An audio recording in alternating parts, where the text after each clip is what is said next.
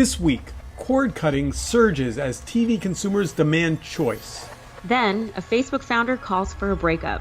Will it happen? And is a 5G hospital in your future? I'm Alexis Scordato, and this is Future Forward. I'm Steve Rosenbaum, and let us launch. Hey, Alexa, how are you? Great, Steve. How are you? You know, I was expecting this was going to be a quiet week. I was like, and then it turns out not so much because of the Facebook news. But we're going to get to that second. First of all, as always, we want to give a big shout out to our friends at IEEE Spectrum. They're a fantastic magazine. They're our production partner, and they have a great story that we're going to do in Chapter 3 about 5G in hospitals, which is a little sci-fi medical. It's pretty cool. And by the way, important note, if you like the pod, now is the time to go to iTunes and give us 5 stars and put a comment. If you don't like the pod, you can put a comment in too, but we really appreciate it when you give us either a thumbs up or a thumbs down so we get some feedback. All right, let's just jump right into Chapter 1 because the OTT story has been going around for a while, and it feels like it's about to change. Maybe I'll start by just polling you, Alexa. Do you have cable television? No. Have you ever had cable television? Yes. Ooh. Actually, as recently as January, and then I moved in with my boyfriend, and he did not have cable, and I didn't miss it. So you're not an official cable never. Cable never is like a thing. Do you have friends that are cable nevers? Oh yeah, definitely. Yeah. So basically the data here is a Variety story that's reported by Janko Rogers, but it's a report that talks about kind of the changing math, and I just thought I'd read a little clip from it, and then we can talk about it. So here's the article. It says, the pace of cord cutting is continuing to accelerate this year, according to a new Convergence research report, with 456 million TV households opting to ditch pay TV. By the end of the year, 34% of U.S. households won't have a traditional TV subscription. That's a big number.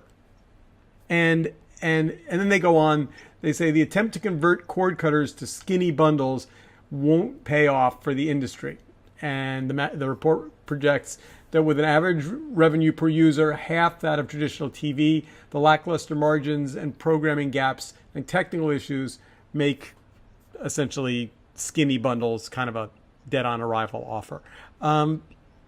That's a big deal. Like we've been talking about cord cutting now for, I don't know, it seems like as long as anyone can remember. Do you like, let's talk about, we'll trade. You go first. Like, in terms of video that you watch, how does it make its way to you? Streaming, either through iPad, phone, because I'm mobile a lot, or I'm watching Game of Thrones on HBO Go. All right, so you have HBO Go. I'm gonna say it's virtually impossible you don't have Netflix. I have it all. I actually have Hulu, Amazon Prime, Netflix, HBO Go, HBO Now. It's actually, I did the math. It adds up because I was looking for places that I could cut, and it doesn't add up to a big cost saving necessarily to kill cable, at least on my end, because all of those little $9.99 subscriptions a month wind up still being maybe 2/3 of what I was paying for cable. Interesting. So, you could feel bad about what's happening to cable, except as the report lays out at the end, it says that, here's the quote again, there's a silver lining for Comcast and AT&T in this world. Residents' broadband subscriptions first surpassed TV subs in 2017. So more broadband subscribers than cable TV subscribers. Wow. And well, what about you? What do you do? Some hybrid. So broadband, which we'll talk about in a minute. Spectrum, which I have issues with, and some of our listeners remember I've railed on Spectrum in the past. Netflix, Amazon Prime. I have a legacy TiVo box, which has rabbit ears on it. And I record a bunch of network stuff. It goes out into the air and brings down HD signals, and I record a couple of things that way. But that's kind of it. I've been in and out of Hulu. Don't really.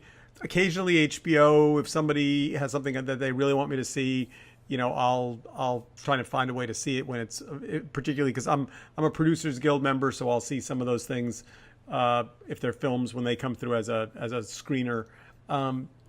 But I have kind of a the thing about those $9.99 things, and I do the math in my head. So everyone says it's just $9.99. I go, okay. So what you mean is it's $120 a year. Let's just Right. So if you do 3 of those, that's $360 a year to pay for television. Just saying. And to be fair, Amazon is you don't pay for it; it's bundled into Amazon Prime, which makes it kind of fuzzy. Netflix is uncancelable, which is amazing, and I really like the service. But between Amazon Prime and Netflix, that's pretty much what I need. Yeah, same. I find it interesting that you and I, like Hulu wasn't top of mind for us, and we haven't even mentioned Apple, who's tried to get into the game too. Well, they haven't really. I mean, there's going to be some big new players, right? So ABC, Disney is going to have a big new offering. Apple's got a big new offering on the horizon. There'll be all kinds of nifty ways to get that, and they may win. They may get me. All right, but there were a couple of other articles about what was happening. Do you know anything about this service called where'd it go? Oops, it's hiding behind the ad. Fubo? Yeah, FuBu. No, I actually haven't. I feel like it's come up in the menu of apps that I can download on my smart TV, but I haven't actually tried it. I am told, having not used it, that it is expensive. No. There's one OTT sports service that's super expensive. It's not FuBu. That has like really hard to get overseas soccer stuff. But what's interesting to me is these are services that for the longest time seemed like they were going to kind of be the future of television, and then they kind of passed. And I Viacom's move into Pluto I found really interesting. I didn't exactly understand it, but I actually think what they're doing is very smart. They're it's old style television, right? It's free ad supported television. So it's not a service, it's not a paid service, but they're putting a lot of the Viacom assets into it, and you could see them starting to carve off, for that third, if you need that third service, but you don't want to do another $120. So maybe it's Netflix, either ABC or Apple, and then you fill in around the edges, with Pluto. I mean, I could see that. Yeah, I mean, this Fubo thing makes sense to me because a lot of my friends who still have cable, the main driver for that is live sporting events. They're either big college basketball fans or they watch NFL games, and they like cable for that reason. And so I think Fubo makes sense. I actually this past season bought CBS Sports just so that I could watch Duke basketball. There you go. Sports is still the big unknown, right? There's always these rumors that Netflix is going to get into sports, and then there's rumors that Apple's going to get into sports. But I got to believe those rights negotiations are pretty ugly. Oh yeah, totally. All right, so the last story in this block is Roku. Roku's playing with a free service.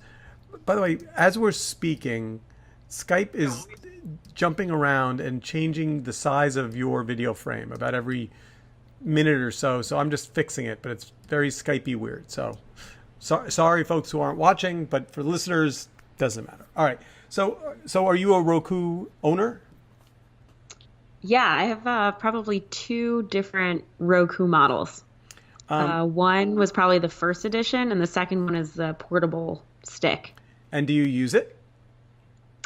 I used to use the stick when I traveled.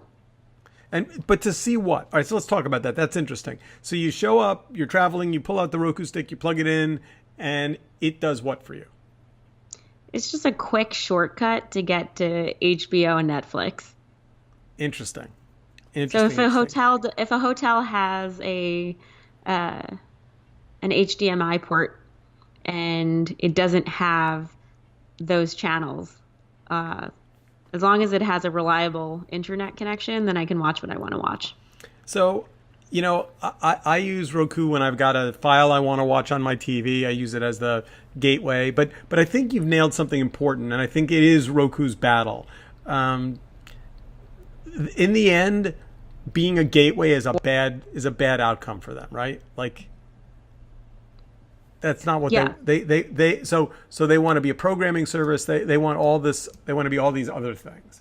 Um, and you're saying you said sort of hesitantly, yeah, have it. So it's not as central in your life as it used to be. No, I think because smart TVs now have interfaces built in that serve as the portal to all of the services, it makes Roku, at least for me, obsolete. It's interesting. All right, so end of chapter one. Chapter one, cutting the cord has finally arrived. The cord has been cut. The numbers are going to keep going up. You know, the kids that listen to our podcast are never ever going to be cable people.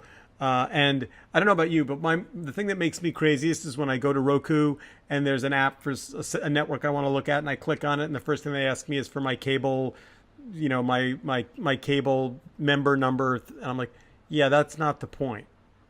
If I Oh, had absolutely. like that, you're not going to force me to buy cable so that I can use Roku to see your network. All right, so let's go to chapter two. So chapter two is pretty frothy. I'm going to let you start because I think I think it's an issue that you're pretty passionate about. Let's when Chris Hughes wrote that op-ed for the Times. First of all, was there anything in it that surprised you? No, absolutely not. I almost was wondering why it took him so long. Um, but I mean, this is a great follow-up to what we were talking about last week. We had a whole conversation about scale at what cost, and I think Chris Hughes laid it out perfectly. He basically said that Facebook is a monopoly, that the government needs to intervene, and that the lack of the government intervention is actually harming all of us. And he really breaks it down sort of play by play in a very smart, succinct argument. There's actually the article itself and then a 5-6 minute explainer video. So I had two thoughts. Often when a founder and another founder kind of disagree publicly, it's because there's been some personal falling out. And I don't think that's the case here. No, he didn't criticize Mark Zuckerberg as a person. I think he actually was very tactful in how he called attention to their relationship. He had visited him a couple of years ago. They talked about their kids and family. So I found that the meat and potatoes of the article wasn't meant to be about Mark as a leader and a human. It was meant to be about a larger systemic challenge around the corporate entity being far too big and the lack of government intervention having real consequences. So everyone, I mean, the story got a lot of coverage. Everyone piled on, Politico, everyone you'd expect. And Facebook pushed back pretty hard. I mean, not insignificantly, right? Facebook, I mean, they didn't call names. There was nothing personal, but it definitely they didn't just let it lie, which I thought was interesting. Well, they have, I think it would be hard for them to not say anything, and it's not in their best interest, at least I think the way they operate, to break up Instagram, WhatsApp, and the core Facebook platform. So look in your crystal ball, or maybe it's more of a wish than a future prediction. Like if is this the thing that starts to move the needle toward breakup of big tech? I mean, do you think that like does Google and YouTube show up behind this, or is Facebook unique in that it has three great big platforms? I don't know who else. I don't know who else. It's a combination because this isn't unprecedented, right? There were conversations about Microsoft's monopoly. Like Bill Gates, once upon a time, had to testify before Congress, right? Yep. I don't know. I think I was too young at the time to really even understand what he was saying, but I think this is the next iteration of that. Either way, challenging big tech, I think, will have to be more of a norm in the years to come. And we've seen tech leaders actually champion for that. I think in the you had a few months ago, Mark Benioff at Salesforce talk about the need for federal privacy laws. You've had Tim Cook, you had all of the Sundar Pichai, Satya Nadella. I think all of the big tech conferences, Google I/O, Microsoft Build, security was a big thing. And I think government intervention, privacy laws, security, it's all part of that one big narrative that the way big tech operates today needs to be challenged. See, and I think there's zero chance of that happening. Oh, man, Steve. And do you think that's a good thing? Let's like, are you just like throwing in the towel like it is what it is? No, I think it's way worse than that. I think that if you look at the way the Trump administration has dealt with tech, it has been completely self-serving. President Trump doesn't like CNN, so he's going to fight the merger. And he says to his head of the FCC, push this button, and the head of the FCC pushes. Like, there's no independent thinking in government action as it relates. So if breaking up big tech has a Trump value proposition, then he's going to tell his people to do it. And if it doesn't, he's not. But in terms of it being a public good conversation, I just think that's a non-starter in this, at least in this administration. See, I actually take a different spin, which is I'm not even sure it's as calculated or as being self-serving. I just feel like so many lawmakers are ignorant and they don't even understand the technology to have enough of a sophisticated conversation around it. I mean, you saw this with the hearings, right? With Google and Facebook showing up on Capitol Hill. The line of questioning was so it was comical, at least for me. But it's not going to be. You're not talking about federal government, right? You're not talking about Congress. You're talking about the FTC. So the FTC, has as an administrator has leadership that's been put in place by the Trump administration. I think this is one of the things that's different about this administration than maybe any other in history. I mean, I don't think everyone who was running, a large organization, certainly the FCC might have checked with the White House about certain big picture things they were discussing, but it wasn't like we're going to do what we're told. Yeah. I think that. So anyway, we're just about out of time on segment 3. We'll save the is it a good thing or bad thing conversation for another day. I want to get to chapter 3, the report that IEEE Spectrum put out about 5G hospitals. We've got Glenn Zorpet with us from IEEE Spectrum, the executive editor, and we're going to talk about this almost sci-fi hospital being built in Korea. But the headline from IEEE Spectrum magazine that caught my eye was that it was the 5G future of healthcare. And, tell me, I mean, that it was more science fiction than some of the stuff you guys write. Like, how did that story get greenlit? Yeah, so, well, it's, we've got ongoing coverage of 5G. We've had it for a while. And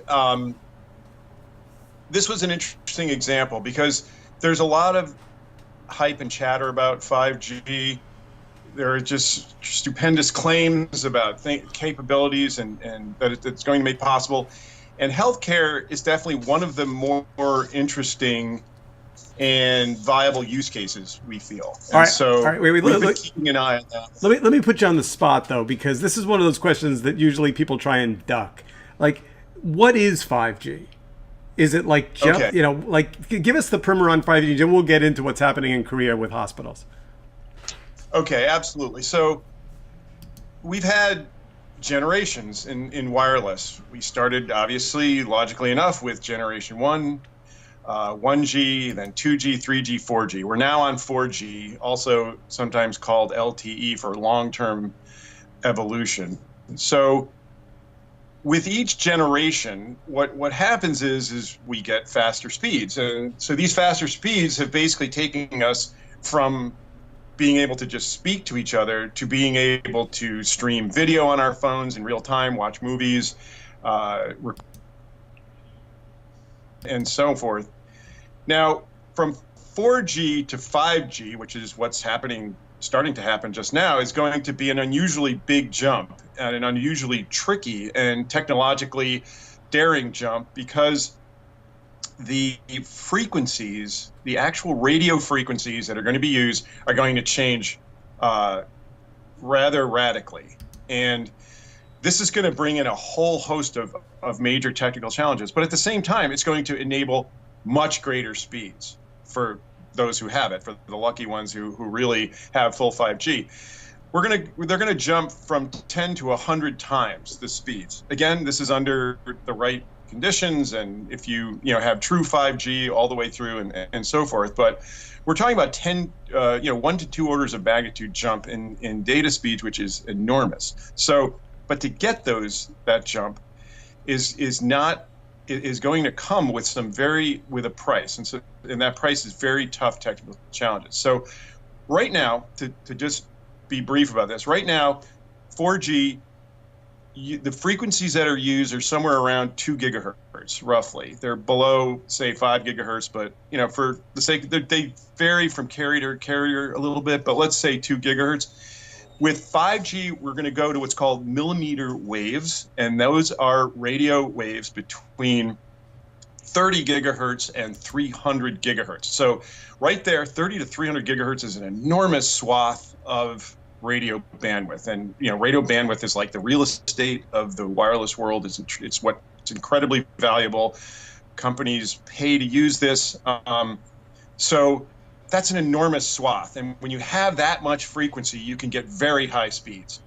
The challenge, though, is that in this bandwidth, what we call millimeter waves, which are now used by some radar systems, some satellite, but it's largely, it's relatively virgin territory. There aren't a whole lot of users there, which is why it's so attractive. But that particular swath of radio frequency comes with challenges, and those challenges is that it doesn't penetrate stuff as well as the 4G frequencies we're using now. So you jump up in there. So you need a million little dishes all over the place, right? You need a whole bunch of little dishes, right, where you could just have a few big base stations with high towers, and they would cover a big area.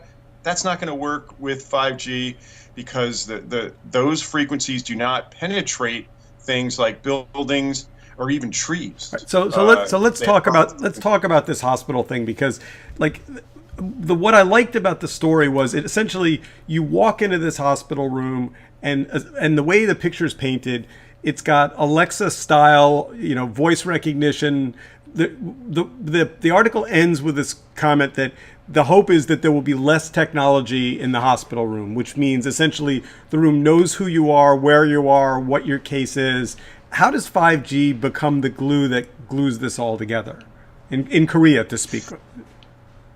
Well, I should say, first of all, that the Korea announcement, it was between SK Telecom, which is a big carrier in Korea. It's I think the biggest by far. It's kind of like a Verizon in Korea or an AT&T in Korea, and a major hospital.